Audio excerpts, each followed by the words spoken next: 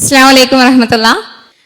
ഈ ഒരു സാഹചര്യത്തിൽ, അതായത് വർഗീയതയും മത തീവ്രവാദവും ഒക്കെ കൂടി നിൽക്കുന്ന ഈ ഒരു സാഹചര്യത്തിൽ SDPI പോലെയുള്ള സംഘടനകളിൽ പ്രവർത്തിക്കുക, ഒരു മുസ്ലിം ആയിക്കൊണ്ട് അതിന്റെ ഒരു പ്രവർത്തകനാവുന്നത് എത്രത്തോളം ശരിയാണ്?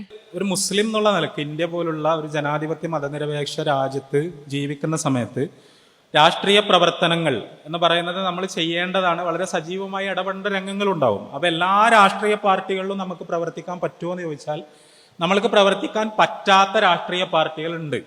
അതെന്തുകൊണ്ടാണെന്ന് ചോദിച്ചാൽ അവരുടെ ഐഡിയോളജി എന്ന് പറയുന്നത്, അവരുടെ ഒരു ഫിലോസഫി എന്ന് പറയുന്നത് ഒരു മുസ്ലിം എന്ന നിലക്ക് നമുക്ക് സബ്സ്ക്രൈബ് ചെയ്യാൻ പാടില്ലാത്ത, നമ്മൾ അംഗീകരിച്ചുകൂടാത്ത ഐഡിയോളജികൾ ഉയർത്തിപ്പിടിക്കുന്ന രാഷ്ട്രീയ പ്രസ്ഥാനങ്ങൾ ഉണ്ടാകും.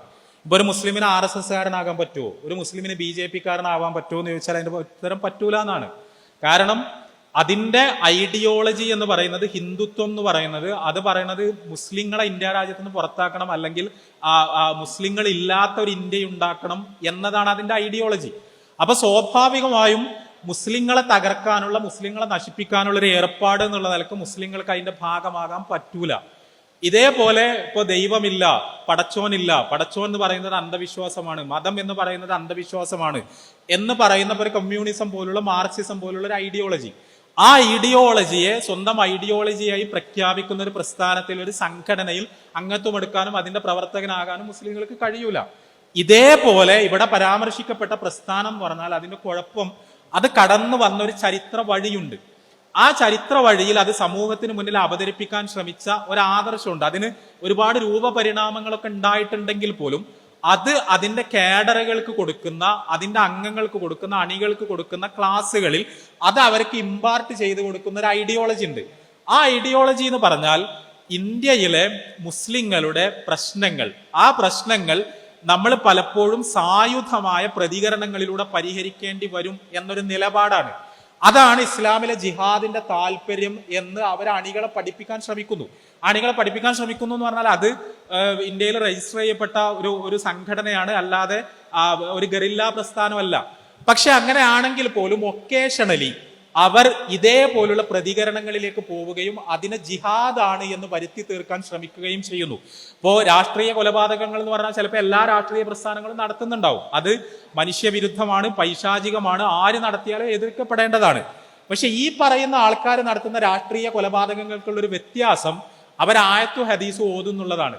രാഷ്ട്രീയ കൊലപാതകങ്ങൾ ചിലപ്പോൾ പല പ്രസ്ഥാനങ്ങളും നടത്തുന്നുണ്ടാവും. അത് ആര് നടത്തിയാലും നമ്മളെ എതിർക്കേണ്ടതാണ്. നമ്മൾ ഏത് പ്രസ്ഥാനത്തിന്റെ ഭാഗമാണെങ്കിലും ശരി, അത്തരം പ്രവർത്തനങ്ങൾ ഒരു മുസ്ലിമിന്റെ ഭാഗത്തു നിന്ന് ഉണ്ടായിക്കൂടാത്തതാണ്. അതിനെ ശക്തമായി അവൻ ചെറുക്കേണ്ടതാണ്, എതിർക്കേണ്ടതാണ്, വെറുക്കേണ്ടതാണ്.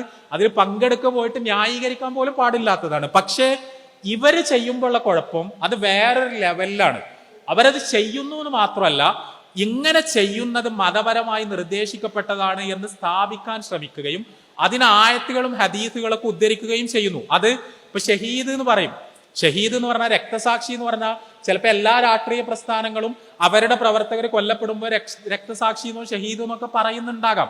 പക്ഷെ ആ ഒരു ഡെപ്തിലല്ല ഇവരുടെ കേഡറുകൾ സംസാരിക്കുന്നത്. കാരണം അവർക്ക് കിട്ടുന്ന ഒരു എഡ്യൂക്കേഷൻ അങ്ങനെയല്ല. അവർ ഇതിനെ ജിഹാദായി മനസ്സിലാക്കുന്നു, അങ്ങനത്തെ കൊലപാതകങ്ങളെ ജിഹാദായിട്ട് മനസ്സിലാക്കുന്നു, അല്ലെങ്കിൽ അത്തരം ഏറ്റുമുട്ടലുകളെ ബദറിനോടും ഉഹുദിനോടും ഒക്കെ സമീകരിക്കുന്നു.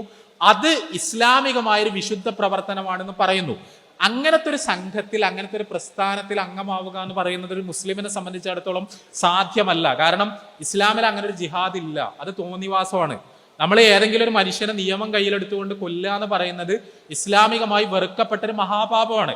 അതിന് ആയത്തും ഹദീസും ഓതിയിട്ട് അതിനെ ജിഹാദായി അവതരിപ്പിക്കുക എന്ന് പറയുന്നത് ഒരിക്കലും ഒരു മുസ്ലിം ചെയ്യാൻ പാടില്ലാത്ത കാര്യമാണ്. ഇപ്പൊ നമ്മൾക്ക് പെട്ടെന്ന് മനസ്സിലാൻ വേണ്ടി ഇപ്പോ പ്രവാചകൻ സല്ലല്ലാഹു അലൈഹി വസല്ലമയെ നിന്ദിക്കുന്ന പരാമർശങ്ങളിൽ ഒരു ചോദ്യ പേപ്പർ ഉണ്ടാകുന്നു. ആ ചോദ്യ പേപ്പർ തയ്യാറാക്കിയ അധ്യാപകന്റെ കൈവെട്ടുക എന്ന് പറഞ്ഞാൽ അത് ഇസ്ലാമികമായി തന്നെ പാടില്ലാത്ത, നമ്മൾ ചെയ്യാൻ പാടില്ലാത്ത, ഇസ്ലാം അനുവദിക്കാത്ത ഒരു തോന്നിവാസമാണ്. അത് ചെയ്ത ആളുകളെ ന്യായീകരിച്ചുകൊണ്ട് സോഷ്യൽ മീഡിയയിൽ മുഴുവൻ ആയത്തും ഹദീസും പറന്ന് നടക്കുന്നു. ഈ ആയത്തും ഹദീസും ഒന്നും അങ്ങനെ ചെയ്യാൻ പഠിപ്പിക്കുന്ന ആയത്തുകളോ ഹദീസുകളോ അല്ല. പക്ഷേ ആ ആയത്തുകളെയും ഹദീസുകളെയും ദുർവ്യാഖ്യാനിച്ചുകൊണ്ട് അത് സോഷ്യൽ മീഡിയയിൽ വ്യാപകമായി ഷെയർ ചെയ്തുകൊണ്ട് ഇങ്ങനെയാണ് നബി നിന്ദയോട് മുസ്ലിങ്ങൾ പ്രതികരിക്കേണ്ടത് എന്ന് വരുത്തി തീർക്കുന്നു. ഞാൻ പറയണത് തല വെട്ടിയവരല്ല, കൈ വെട്ടുന്നവരല്ല, തല വെട്ടുന്നവരെന്നെ ചിലപ്പോൾ കേരളത്തിലെ എല്ലാ രാഷ്ട്രീയ പ്രസ്ഥാനങ്ങളും ഉണ്ടാകും.